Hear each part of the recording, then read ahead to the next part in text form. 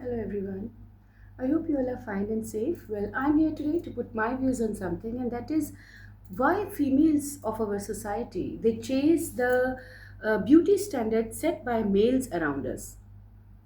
हमारे समाज की महिलाएं पुरुषों के द्वारा सौंदर्य के जो मापदंड तय किए गए हैं उनको क्यों मानती हैं और उनके अनुसार क्यों अपने आप को ढालना चाहती हैं या ढालती आ रही हैं। देखिए हमारी अगर आप जो कल्चर है या जो सोसाइटी है, आप प्राचीन काल से देखते आइए कि जो कवि हुए हैं या जो लेखक हुए हैं उन्होंने महिलाओं की जो अपनी कविताओं में या कहानियों में या किसी भी तरह की जो भी चीज़ें लिखी गई हैं महिलाओं के बारे में, जो उन्होंने औरतों की जो सुंदरता के मापदंड तय किए हैं। बॉडी ऐसी होनी चाहिए, आँखें ऐसी होनी चाहिए, बाल ऐसे होने चाहिए, उनके अनुसार ही हमने महिलाओं को हमेशा देखा है।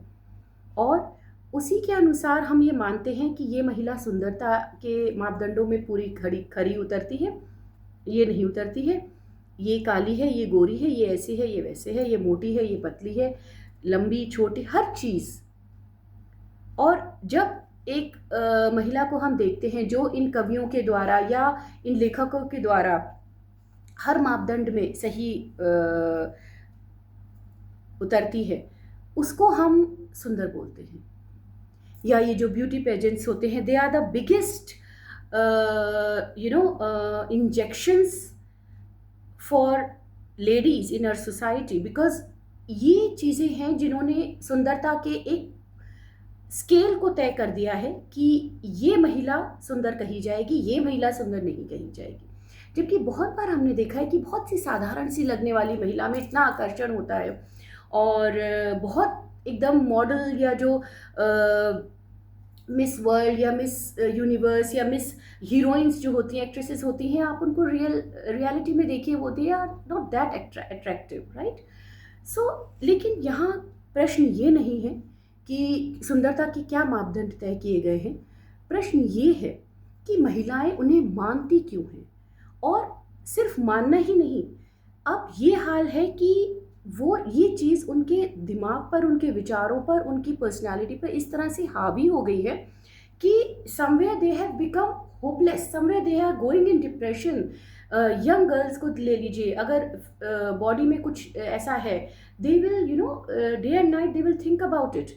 और वो इसीलिए क्यों, क्योंकि जो ये भूख है, जो क्रेविंग है एप्रिसिएशन की, जो ये है कि मेरी लोग तारीफ करें या मुझे लोग सुंदर कहें, जब तक ये नहीं जाएगी ना हम महिलाओं के अंदर से, तब तक आप इस चीज़ से बाहर नहीं आ सकते। देखिए हर इंसान को तारीफ, हर इंसान को एक्सेप्टेंस, हर इंसान को प्रशंसा अच्छी लगती है अगर वो नॉर्मल इंसान है तो। कोई ये कहे कि नहीं मैं इन सब चीज़ों से बिल्कुल ऊपर उठ चुका हूँ, मैं मुझ पे कोई फ़र्क नहीं पड़ता, ये तो काफ़ी हद तक ये सही नहीं होगा। लेकिन कोई भी चीज़ इतनी ज़्यादा भी नहीं होनी चाहिए कि आप उसके पीछे पागल हैं। ठीक है, इस चीज़ को आप लाइटली लेना शुरू कर दीजिए कि ना तो जब आपकी तारीफ़ हो तो आप इतना ज़्यादा उस चीज़ को सीरियसली ले लें कि दिन रात आप उसी उन्हीं ख़्यालों में खोए रहें कि अरे मेरी तो ये तारीफ़ हो गई, ये हो गया।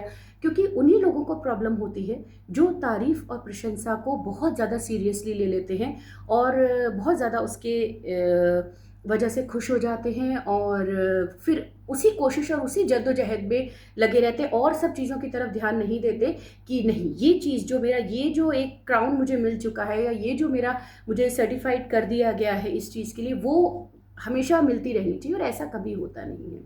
समय है, समय के साथ हर चीज़ ढलती है, सुंदरता ढलती है, शरीर ढलता है, लोगों के टेस्ट चेंज हो जाते हैं, लोगों की पसंद बदल जाती है। और सबसे बड़ी बात है कि आपको लोगों के अनुसार चलना ही क्यों है।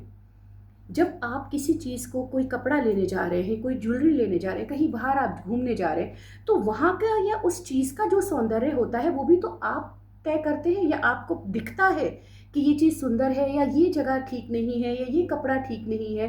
तो जब आप वहाँ ये डिसाइड कर सकते हैं, तो जब बात अपने ऊपर आती है तो आपको शीशे में आपको खुद दिखाई नहीं देता कि आपकी क्या चीज़ ठीक है, कहाँ क्या कमी है, और क्या मुझे ठीक करना है। या कोई अगर ये बोल रहा है कि ये चीज़ बहुत अच्छी है, तो उसके मुकाबले में या किसी और लेडी का ये चीज़ ठीक नहीं है, मेरी बहुत अच्छी है, उसको सोचते रहना।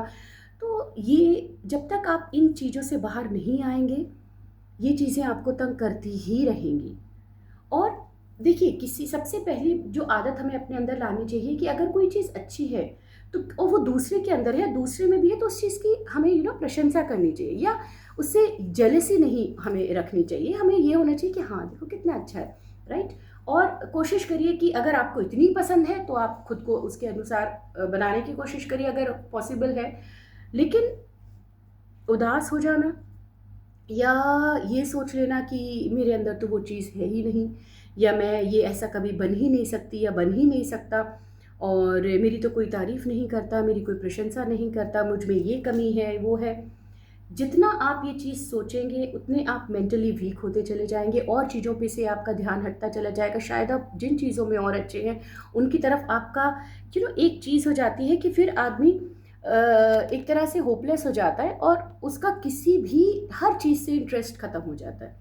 क्यों? क्योंकि जो मेन चीज़ उसको ये लगती थी कि मेरी भी तारीफ़ होनी चाहिए और लोगों को ये मेरे अंदर भी ये चीज़ें दिखनी चाहिए, वो उसको मिल नहीं रही है, और उन उन चीज़ों के रहते जो चीज़ बाकी हैं, उनकी तरफ भी वो ध्यान नहीं देता। तो सबसे बड़ी पहली चीज़ जो है, जो महिलाओं को करनी चाहिए कि वो कहते हैं ना कि चक्रव्यूह से या इस ट्रैप से बाहर निकलिए। मैं ये नहीं कहती कि हर पुरुष गलत ही होता है या हर तारीफ़ गलत ही होती है। नहीं, जो आपको जेन्युइन लग रही है या जो इंसान जेन्युइन लग रहा है, आप एक्सेप्ट करिए, खुश होइए, मानिए। ऐसा भी नहीं है कि लोग कह रहे हैं और आप मान ही नहीं रहे कि नहीं, नहीं आप सुंदर हैं, नहीं, नहीं आप अच्छे हैं, और आप कि नहीं, नहीं मैं तो हूँ ही नहीं। तो दैट इज़ ऑल्सो बेवकूफ़ी, राइट? तो एक हद तक ठीक है, ओके फाइन। जब 100 लोग किसी चीज़ को बोल रहे हैं तो ठीक है, थोड़ा बहुत कुछ होगा ही या है, ओके फाइन। क्या हो सकता है? अब है तो है, राइट? लेकिन अगर नहीं भी है और फिर भी अगर लोग वही चीज़ है कि वही सिनेरियो है कि अगर लोग बोल रहे हैं अब नहीं है तो ठीक है, नहीं है। अगर आप सुधार सकते हैं, उस पे काम कर सकते हैं, वेल एंड गुड। नहीं है तो इसमें उदास होने की या डिप्रेशन में जाने की या ये सोचने की कि अब कुछ हो ही नहीं सकता और मेरे अंदर ये कमी है या वो है। कमी किसी के अंदर नहीं होती है जब तक कि आप विकलांग नहीं हैं। अगर आपका शुक्र मनाइए कि अगर भगवान ने आपको शरीर से स्वस्थ बनाया है, मस्तिष्क से स्वस्थ बनाया है, तो बाकी आँख छोटी या नाक मोटी या ये इस तरह से ये कोई कमियां नहीं होती हैं, राइट? कमियां वो होती हैं जब कोई शरीर का कोई अंग ना हो या आप देख नहीं सकते, बोल नहीं सकते। तब आप अगर किसी तरह से वो तो जबकि आजकल उसमें भी कोई बहुत समय बदल चुका है और बहुत टेक्नोलॉजी एडवांस हो गई है। सो फिर भी एक एक बात के लिए मैं बोल रही हूँ कि अगर इस तरह की कोई कमी आपके अंदर है, then if you feel then it's fine. But just because someone else has set some beauty standards की फिगर ऐसी होनी चाहिए कि आप मोटी होनी चाहिए, आप पतली होनी चाहिए, आप यहाँ से ऐसी दिखनी चाहिए, और आप लगे पड़े हैं, या आप ये मान देखिए, सबसे पहले अगर आपको दिख रहा है कि someone is doing it purposely just to bring you down और टू मेक यू वीक और टू मेक यू फील, बहुत बार आपको ये पहचानना पड़ेगा कि किस तरह का इंसान क्या बोल रहा है। बहुत बार लोग जब किसी और तरह से आपको वीक नहीं कर पाते हैं या उनको दिख रहा होता है कि ये इंसान हर चीज़ में ठीक है और मैं अब किस चीज़ के बारे में ऐसा क्या कहूँ जो ये इस तरफ इसका ध्यान चला जाए, तब भी लोग ये टेक्निक यूज़ करते हैं कि आपको फिज़िकली अब्यूज़ करना शुरू कर देंगे या ये कुछ ऐसा बोलना शुरू कर देंगे जो कि इतना कुछ ऐसा खास है भी नहीं। Just take it lightly, don't put your attention towards that, because बात सारी वही है कि until and unless you will not be aware of yourself, you will keep on going in this trap. Be very strong mentally, be very much aware of yourself. आपको अपने बारे में पता होना चाहिए, आप कैसे लगते हो, कैसे दिखते हो, क्या चीज़ आपके ऊपर अच्छी लग रही है, आप में और क्या आपकी स्ट्रेंथ है और क्या आपकी वीकनेसेस है। सिर्फ एक सुंदरता या शरीर या मोटापा या पतला किसी इंसान की पूरे व्यक्तित्व को तय नहीं कर सकता, right? So next time whenever anyone says कि आप इस ब्यूटी स्टैंडर्ड पे खरे नहीं उतर रहे हो या आप में ये कमी है या ये चीज़ ऐसे होनी चाहिए। उस इंसान को ऊपर से नीचे तक गौर से देखिए।